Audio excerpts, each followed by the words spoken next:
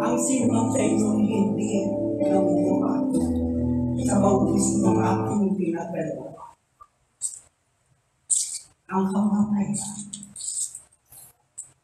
sa iyo'y darating sapagkat napakahalaga bautismo sa Espiritu. Lahat ay aking ginawa upang buhayin. Kinabuhuyan ko ang kamatayan. Pero pag-ibig ko na ang bawat isa sa inyo'y bigyan ko ng kata sa bautismo sa Espiritu.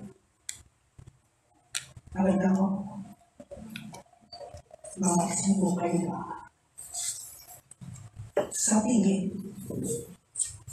Lahat kayo mag-ara sa pamagitan ng isang bautismo, isang kaloob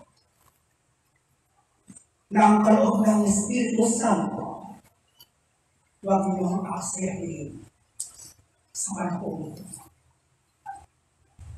Sapagkat wala ng pagtawa pagkatapos ng makilang ang bagong pangalan. At kayo'y aking bautismo sa Espiritu. Lahat kayo'y nasa aking sinapupunan. Sino sa inyo mabubuhay sa aking salita para kayo ang aking salita? Ipaglalawin na sa kanyang ang bautismo upang ang lahat ng nasa kanya ay kalikuran. Pagkatapos itong kalikuran, mamumuhay kang bulan ng pagkapamuhay ni Kristo. Na ang larawan ng Diyos ay nasin sapagkat tatawagin kang sana kung ika'y magpapagulo sa hirap sa akin. Siyang aking kaloob at halimbawa sa lahat ng susunod sa aking puso. Na ang puso ni Kristo maging puso ng sinuman sa inyo. Kapag walang awang ng puso, hindi mo magagawa para ang kanyang magpagsalita. Siya ang aking halimbawa ng aking magkatawang tao. Ano pa aking pinakita? Gaano ka sa puso ng Diyos ang kayo'y magmasakta sa isang salita, sa isang pag-ibig, sa isang pagsunod. Nang iyon ng Diyos, nagkakais kayo. Nang iyon ng Diyos, pag-ibig, na nangyayari sa inyong puso, bakit sa inyong isipan, na habang kayo gumagawa ng mabuti sa isa't isa, nagaramdaman mo ang tunay na pag-ibig at nang iyong puso na habang siya'y narito sa isang silang puti. Napakahalaga na kayo narito sa silang puti upang kayo subukin hanggang saan ang iyong pagtawag sa akin bilang isang hindi ba madudulta ang pagtawag mo sa akin bilang isang gayon ang aking pangalan, Kalilis. Ang aking kapatid, tawagin kayo bilang isang anak kung kayo'y magtatagumpay sa aking layo mula sa maruming kasimba at maruming inyong puso. Ang aking bautismo, sino sa inyo ang sadyang nagpahalaga niya at binigyang halaga ang bautismo ito upang kayo tumalikod sa lahat ng aking kinapokot at kumarap kayo sa aking batas ng ang pitong handog ng Diyos sa inyong kinatakayo na habang kayo sumusunod sa pitong handog kasabay hinugasan ninyo ang iyong sarili sa lahat ng uri ng karwi ay inyong mangyari. Maraming halang iyong isipan, maraming halang iyong salita, maraming ang iyong puso. Sapagkat kinalulog na ng Diyos, namumuhay ng kanyana sa kalinis. Namumuhay ang kanyana sa pag-iisang alipin. Alipin ang aking salita, alipin ng pagsunod ng naroon ang iyong pagkalamsa dahil kayo umiibig sa isang Diyos. At iniibig ko ang aking anak. At sino sa inyo sa bautismo pinahayag ang aking pangalan, nahayag niya ang aking pangalan, walang kapintasan. Marami sa inyo nagahayag ng aking bagong pangalan. Ngunit nasa anakalingan ng Diyos. Dito ba sa inyo natin na ang kalingan ng Diyos nasa inyong bagong na habang pinahayag niyo ang aking bagong pangalan, meron ba ang pati-iba sa inyong buhay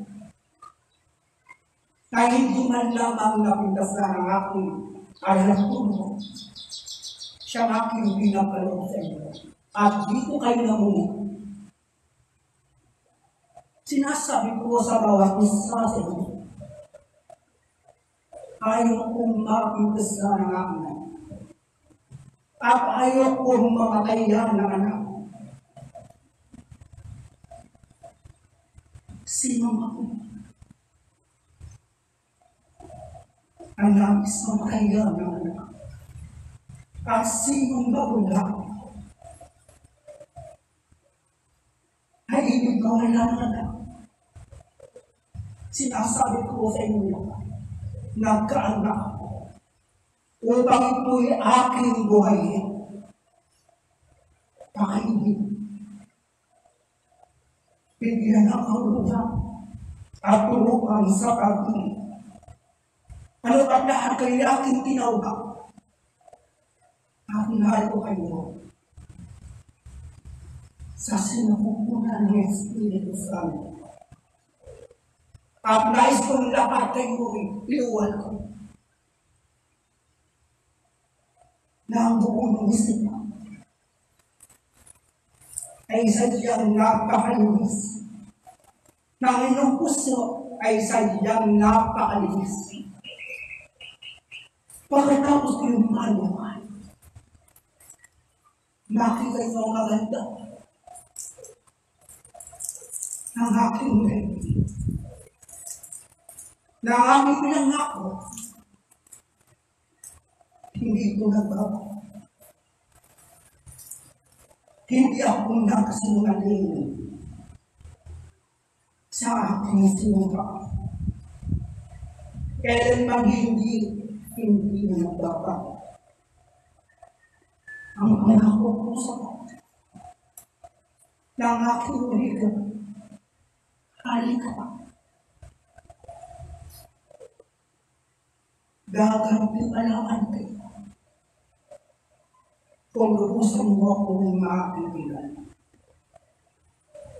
At ikay sumunod sa lahat ng aking pinabuhay, sapagkat itong aking pabuhay.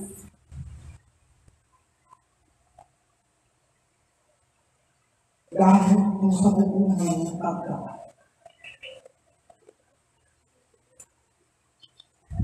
ng aking pagtawag sa iyo, sa ngalan ng pag-ibig ng iyong amor. At nais kong ikay mo at magkaroon ng upang mula sa iyong ama. Na minsan nagkakawang tao ang aking pinakita kung paano magbalasak, paano tatalikuran ang kapangyarihan at ng kapangyarihan. Ang aking pinakita ay ang pagtitiis. Sa pagtitiis, ito ang aking halimbawa upang ang aking panuka sa lahat ng sumusunod at sasamba sa akin sa pamagitan ba ng pagtitiis. Sino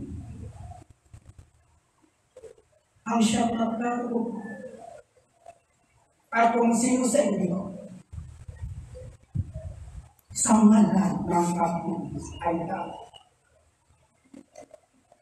pero siyang nagtiis sa kanyang gawin, sapagkat nakikita niya ang pagtatagumpay tungo sa buhay mo na hanggan. Sinasabi ko sa inyo, sa inyong pagtitiis,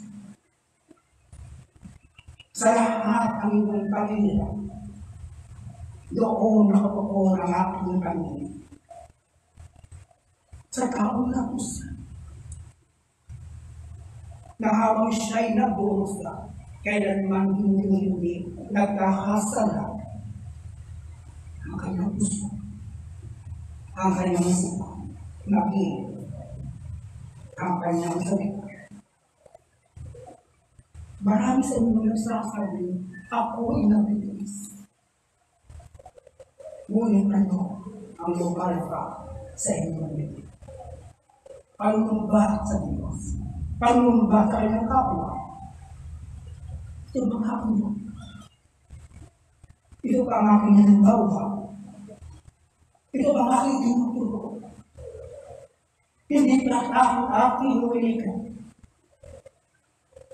sa pagtitiis? Ang panungan ng Diyos upang itong pagtibayin ko ng higit-tiba. Nauna ko bilang iyong pangalan. Nauna upang hindi nyo umasamba.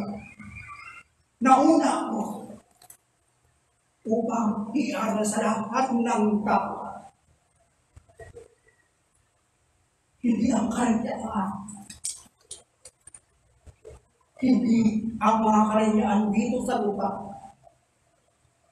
ang dapat mong huli. Ang makakamtan ninyo ako bilang ako si Kristo Eko.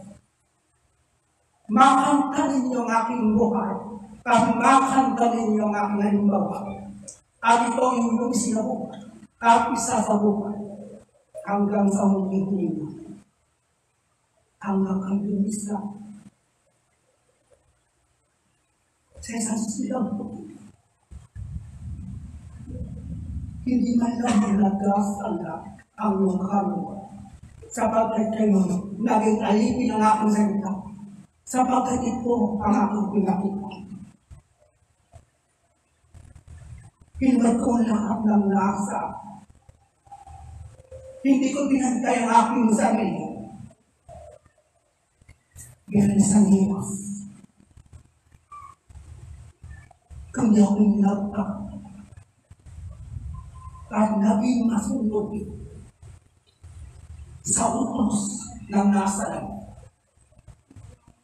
Bilang ako ang iyong Diyos, ipinakita kung paano magpakababa. Ang kayo'y magpakababa. Ilan at ilan lamang sa inyo ang sadyang magpapakababa. Ano ang ibig sabihin ng pagpapakababa? Kauna-una pa.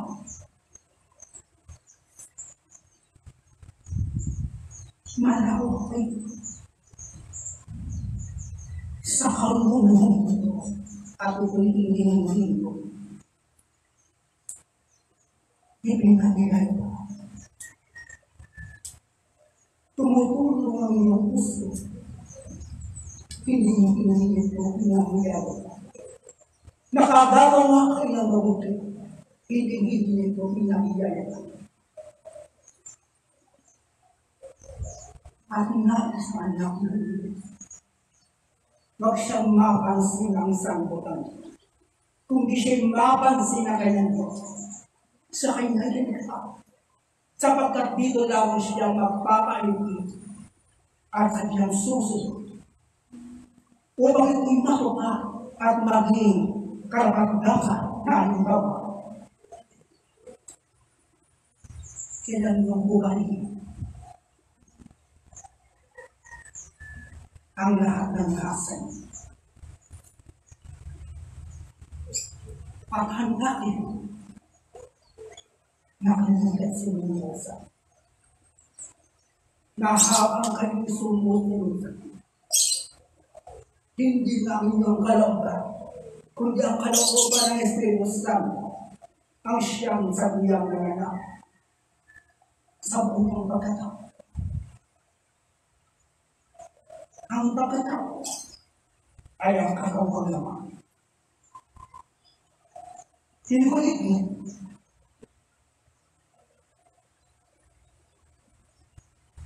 hindi masama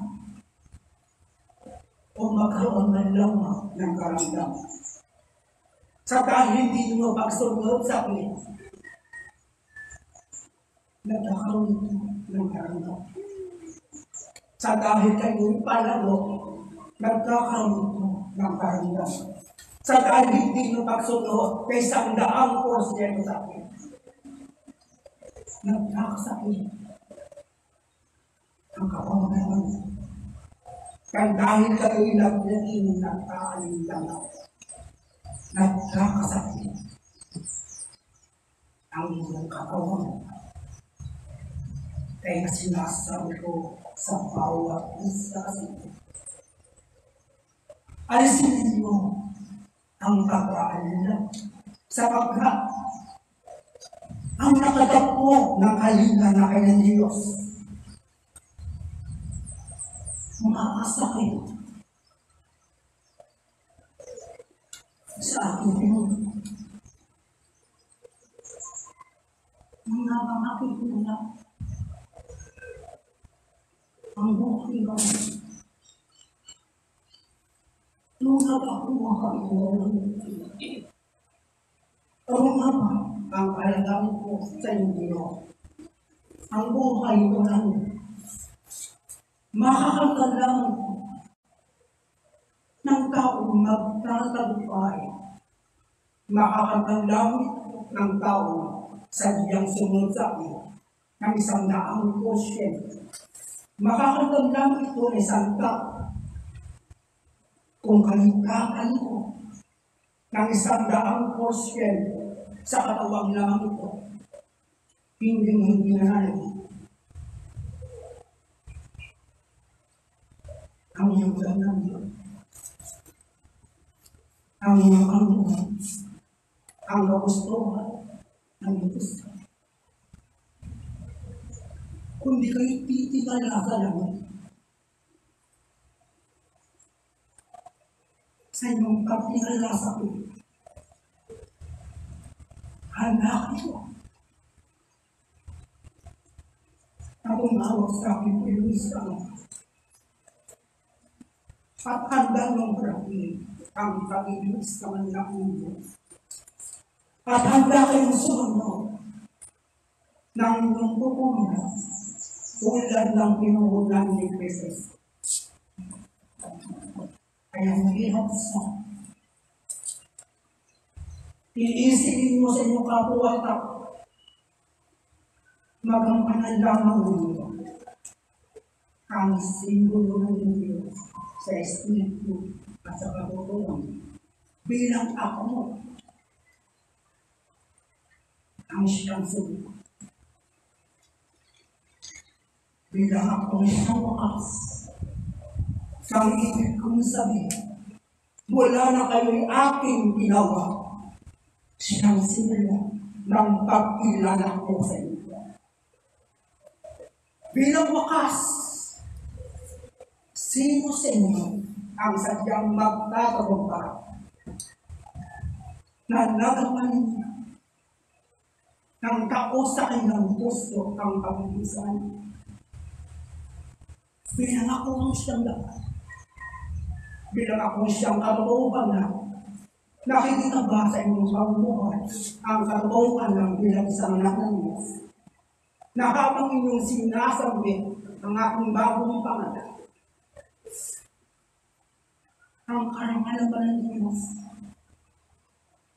Kaulaan sa inyong isipan, kaulaan sa inyong gusto. Hindi ang inyong karangalan.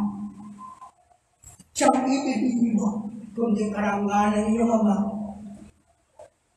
Siyang pinahay ang inyong ibo. Na habang ako inyong pinahay, ang aking sila. Hindi nilipas tama ang unak mo sa pagkakaungan ka. Ako na siyang maganda. Kayo, siyang nagtutula ng aking bagong pangalan. Nagiging daan ng sinong tatanggap ka sa aking bagong pangalan. At ipakita ng bawat isa sa inyo, anak kayo din.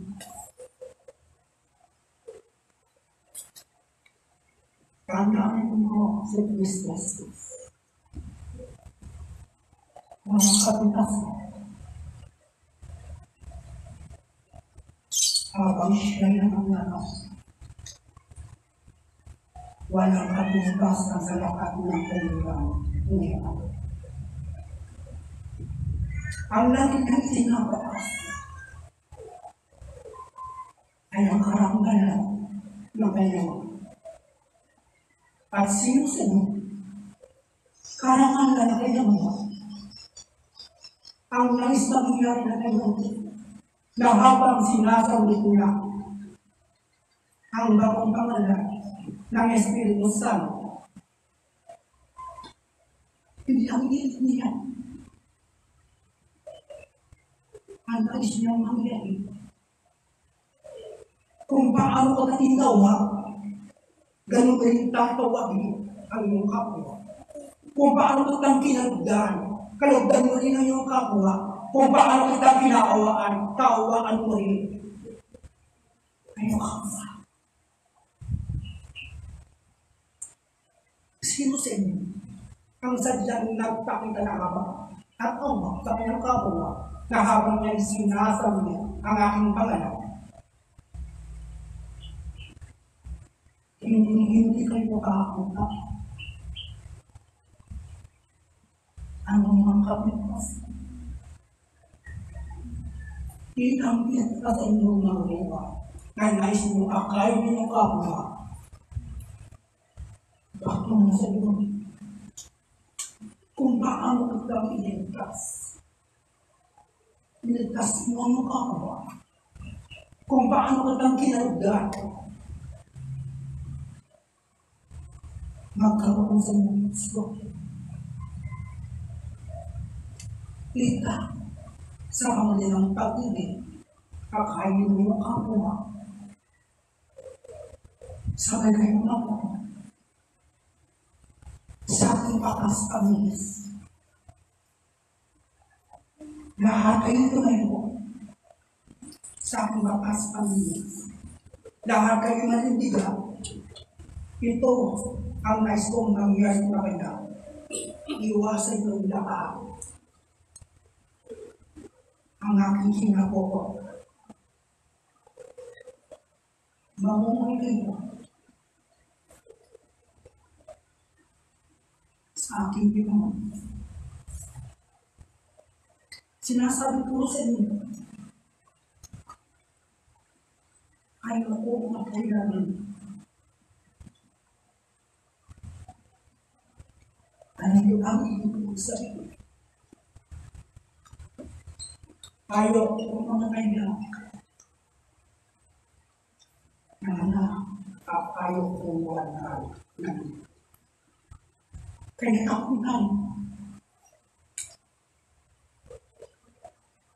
Upang kayo ko ako.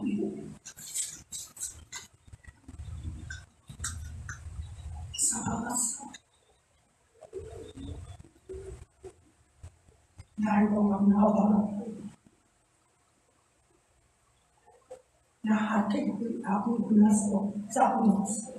Upang madawin ko. Ang aking nakakabahan ko. Sikapin ang bawat isa sa inyo. Matutunan ng mga puso.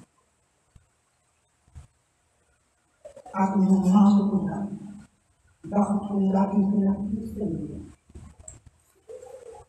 ang simbolo. Napakaalam mo ng simbolo. Una, pangalawa, nalalaman na. At meron akong pagkakas. Sa ngalan ng mga propeta. Sa ngalan ng mga apostol. At sa ngalan ng Espiritu Santo, sino sa inyo. Ang sadyang bibigyang alaga ng kanyang Diyos pagdating ng oras. Dahil ako'y nabipang sa walang panahon. Ibibigay ko ang aking gatimpan ayon sa kanyang ino. 100% ang ibig ko nangyari sa bawang ito. Ayun ako ang hindi kayong magpapapay. Nasa tao ang lahat ng pagsunod sa akin. Nasa tao ang pagpapala sa pagsunod sa akin. At nasa tao pa rin upang hintilan niya. Magkaroon kayo ng karunungan tulad ng karunungan ni Kristo. Ibigyan ng puso. Magkaroon ng karunungan tulad ng Kristo. Ibigyan ng buong pagkatao ng pagiging Kristo. ay nasa iyo.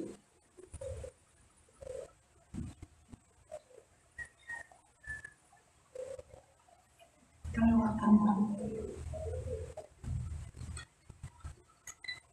Kaya ako nagmatuwa. Ang hindi kong sabi, sumusunod ini, isang pilit ang nangyari. Nakikilit hindi, isang pilit lang ang nangyari. Sumunod hindi, lagi kong pinarang. Dahil ako na ng kakas. Kung ay susunod. Nasa ka. Nasa ka na. Binubuhos ko ang aking espiritu upang pagdating ng aking oras, wala kayong may sumumbak sa sumusunod hindi, isang anang laban ang aking pinagkakalo ang may kandinig ay ba? Nasa ito ang lahat ng kayo ang nasa inyo ang kanyang sumunod kami. Wala na po. Sumunod ng aking pagpapat. Hanggang di ko na naman. Kaya sinasabi ko sa bawat estado, panahon na. Uulitin ko sa inyo. Nasa huling panahon kayo. Kaya magkaroon ko ng Panginoon. At ito'y matutunan sa inyo. At mabuti na kayo. Makunin mo kung ano ang nasa inyo. At makontento na sa hirap sa iyo. Sa inyong babanahin sa pagsunod upang kumaroon. Ako na rin. Nais kong lahat ay lumikha.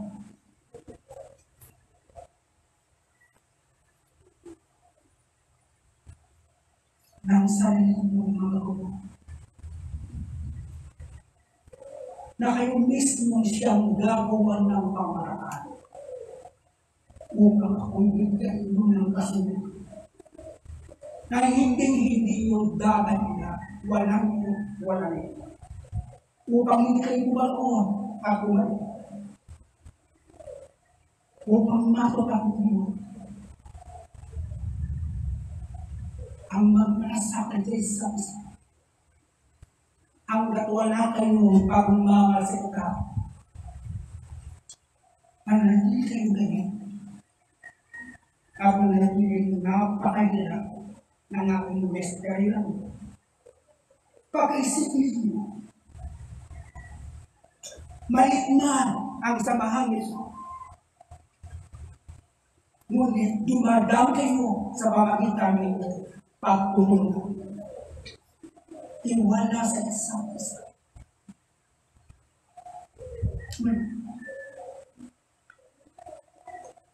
Kaya kung ako, sumayin ang aking pagkakabana.